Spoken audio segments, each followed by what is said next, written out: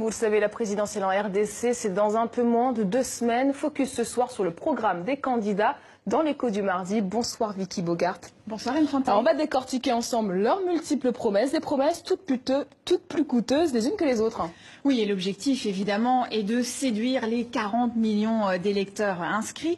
Et pour ce faire, eh bien, les candidats avancent effectivement des projets de budget colossaux. Commençons par le dauphin du président sortant, Emmanuel Ramazani Shadari. Il a présenté un programme chiffré à 86 milliards de dollars sur 5 ans, soit un peu plus de 17 milliards de dollars par an.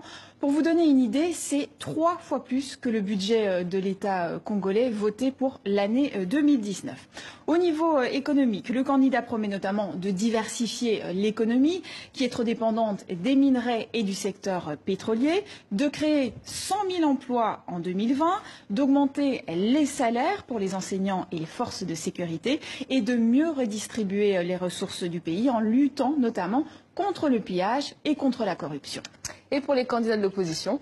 Alors, Martin Fayoulou, lui, table sur un budget encore plus important qui s'élèverait à 126 milliards de dollars sur 5 ans, soit 25 milliards de dollars par an pour financer donc ces projets de société.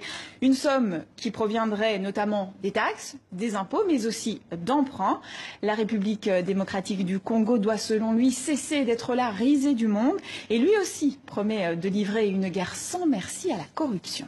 Et que prévoit Félix Tshisekedi? Alors, son programme, lui, est évalué à 86 milliards de dollars, mais réparti sur 10 ans, sur 2 mandats présidentiels. Donc, il entend faire de la lutte contre la pauvreté son cheval de bataille, en créant notamment des emplois pour les jeunes.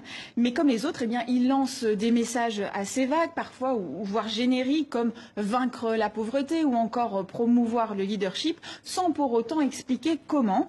Félix Tshisekedi affirme haut et fort que lorsqu'il sera au pouvoir, eh bien, il va faire passer le revenu annuel moyen des Congolais de 458 dollars à 4288 dollars. C'est vraiment énorme, c'est presque x10. Oui. Et il souhaite une croissance de 25% par an en moyenne.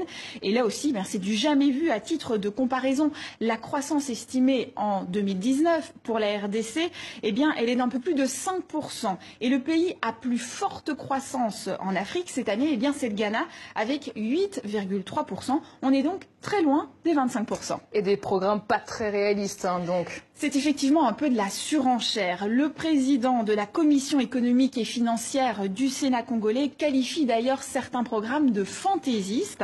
Tous les candidats assurent effectivement compter sur les ressources naturelles, sur la lutte contre la corruption et sur les recettes fiscales pour trouver des financements. Mais cela risque peut-être de ne pas être suffisant.